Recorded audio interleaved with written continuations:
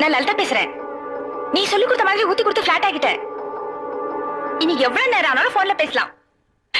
அதுக்கப்புறம் அந்த டிரைவரையும் என் மருமகளையும் சந்திக்கவே விடக்கூடாதுன்னு நான் நினைச்சேன். ஆனா அவ அந்த கற்பத்தையே கலைச்சிட்டு அந்த டிரைவரோட ஓடி போக முடிவு பண்ணிட்டா.